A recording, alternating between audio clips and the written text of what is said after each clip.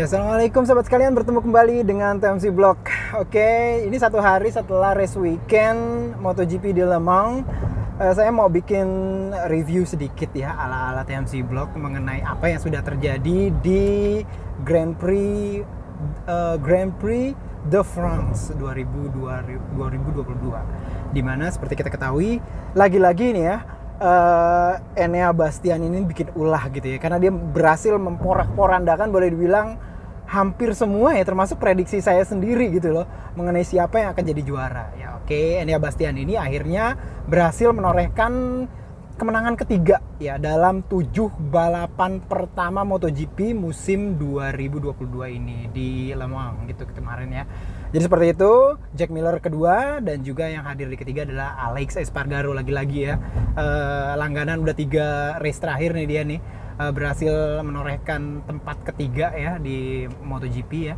Nah, Enea Bastian ini boleh bilang memang kejutan banget gitu ya. Kenapa? Karena saya sendiri setelah melihat Free Practice 4 itu benar-benar menjagokan Fabio Quartararo. Karena race pace-nya di Free Practice 4 tuh benar-benar bagus banget, 1.31. Sementara pada saat race itu hampir boleh dibilang mungkin hanya 1 atau 2 kali ya dia lap time itu 1.31an gitu ya. Sementara yang lainnya 1.32an. Memang sih race-nya sendiri pada dasarnya menurut data dari MotoGP.com itu sedikit lebih panas gitu ya. Mungkin sekitar 4 derajat ya, 4 sampai 5 derajat lebih panas bila dibandingkan dengan sesi Free Practice 4 gitu ya. Ban yang dipakai oleh Fabio Quartararo tuh benar-benar nggak bisa banget di push sampai 1.31an gitu loh teman-teman sekalian. Sehingga dia tuh sempet saya pikirkan bisa overtake Alex Espargaro untuk merebut tempat ketiga, tapi ternyata nggak bisa juga ya. Akhirnya Fabio Quartararo puas untuk finish di posisi ke 4 ya. Dengan itu dia masih tetap memimpin championship point. Cuman selisihnya tuh cuma tinggal 4 poin dengan Alex Espargaro. Alex Espargaro benar-benar sangat konsisten P3 sehingga dia bisa mendekatkan jarak dia dengan Fabio Quartararo di pasca seri ke-7 ini gitu. Nah, sebenarnya ada beberapa pembalap lagi yang lepas dari ekspektasi saya gitu. Yang kedua adalah Alex Rins. Sebenarnya Alex Rins saya perkirakan juga kuat karena di Free Practice 4 juga kuat. Sebenarnya sih di race juga sebenarnya sudah hampir memperlihatkan bahwa dia memang kuat gitu ya. Cuman akhirnya dia crash gitu ya. Di race-nya sendiri kita bisa lihat ada beberapa kejadian kayak misalkan copotnya winglet depan dari Brad Binder saat touch ya dengan bagian belakang dari Desmosedici GP22-nya dipakai oleh Johan Zarco, dan ini menyebabkan lucu nih Brad Binder race menggunakan satu winglet doang gitu ya. Dan ini memang terasa banget sih pada saat terutama kayak misalkan saat kencang gitu downforce-nya tuh sebelah gitu loh teman-teman sekalian. Mungkin Brad Binder nih yang bisa menjelaskan bagaimana downforce-nya itu hanya ada sebelah, itu terasa banget gitu ya, terutama di straight dan juga pada saat akselerasi.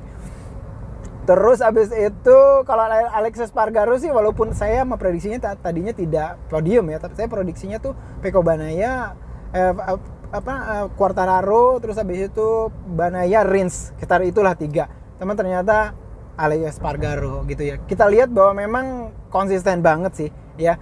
Ini jarang banget menghadirkan kesalahan-kesalahan khusus untuk Alex Espargaro di race gitu ya. Cuman memang secara umum pace-nya belum menyamai atau menyamakan race pace dari Enea Bastian ini. Oleh sebab itu loh kenapa kita bisa lihat bahwa dia tuh nggak bisa ngejar gitu ya Alex Espargaro ya, tetap di posisi ketiga. Sementara Enea Bastian ini tuh kenceng banget.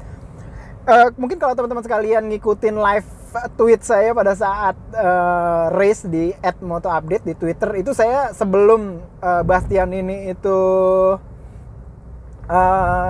juara gitu ya atau overtake Bagnaia aja, itu saya tuh udah memperkirakan bahwa dia tak akan overtake ini pasti Bagnaia nih. Kenapa? Saya pada saat itu lihat live timingnya kelihatan banget bahwa race pace secara umum Bagnaia kencang kuat gitu ya, terutama di top end power dari GP21 yang dipakainya gitu loh ya.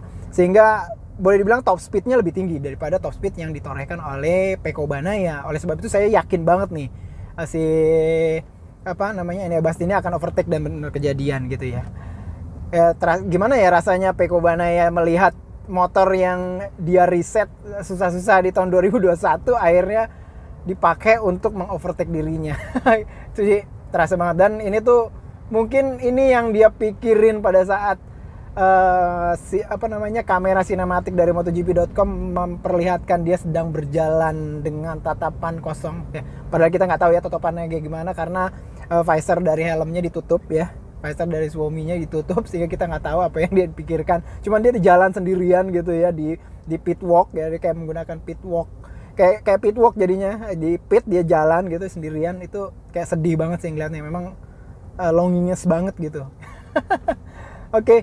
Jadi seperti itu untuk Pecco Bagnaia sendiri sih sebenarnya kuat gitu ya. Cuman saya ngelihatnya ada, dia tuh kayak yang mungkin dia kelupaan belajar tentang bagaimana dia akhirnya lepas gelar di 2021 gitu ya, setelah di overtake oleh Fabio Quartararo. Pada saat itu dia kayak under pressure sih ya, walaupun dalam press conference si Pecco itu nggak bilang bahwa dia under pressure. Cuman kalau menurut saya sih under pressure itu artinya bukan hanya pressure terus dia kayak yang ketakutan gitu sih kalau menurut saya sih.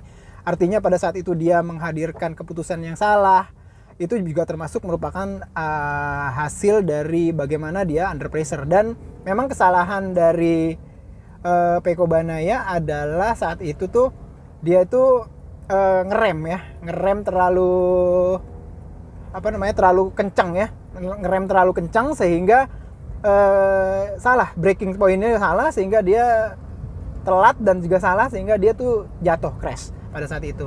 Ini sih mirip sih sebenarnya pada dasarnya secara mentalitas. Kalau menurut saya di akhir musim 2021 waktu itu Pecco Bagnaia kehilangan gelar MotoGP-nya ya gitu ya. Jadi seperti itu Pecco Bagnaia, mungkin ya walaupun dia sendiri tidak mengakui bahwa dia tuh under pressure setelah di overtake oleh Enea Bastianini, namun di kacamata saya ya dia agak sedikit under pressure sih. Ini dibuktikan oleh dia sedikit melakukan kesalahan di situ ya pada saat braking.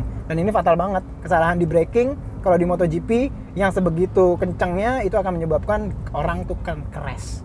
Gitu loh teman-teman sekalian. Nah, jadi seperti itu kalau untuk Pecco Bagnaia. Terus apalagi yang mau saya omongin ya? Jack Miller ya so-so jadinya ya. Artinya secara umum Jack Miller nggak akan bisa melewati Enea Bastianini. Kelihatan banget race pace-nya kalah gitu ya kalau Jack Miller ya dibandingkan dengan Enea Bastianini. Pokoknya Enea Bastianini benar-benar spesial banget di Le Mans ini, dan agak sedikit tidak terdeteksi oleh saya ya di free practice 4 dan juga warm up gitu, nggak gitu terdeteksi. Saya pikir dia akan bagus, cuman tidak akan segini bagus gitu loh teman-teman sekalian. Gitu. Jadi ini cukup mengagetkan sendiri sih bagi saya sendiri bagaimana performa dari Enea Bastianini ini. Buat Marc Marquez sendiri ya, akhirnya dia finish berapa ya? 6 ya kalau nggak salah ya. Gitu. Cuman menarik juga bahwa akhirnya di press conference Marc Marquez bilang ini sesuatu yang bagi saya sih poinnya cukup penting ya. Bahwa akhirnya dia mengakui kalau bagi saya gitu ya, kata Marquez, kalau yang 3 di depan nggak jatuh, saya akan finish di posisi 9. Emang bener sih.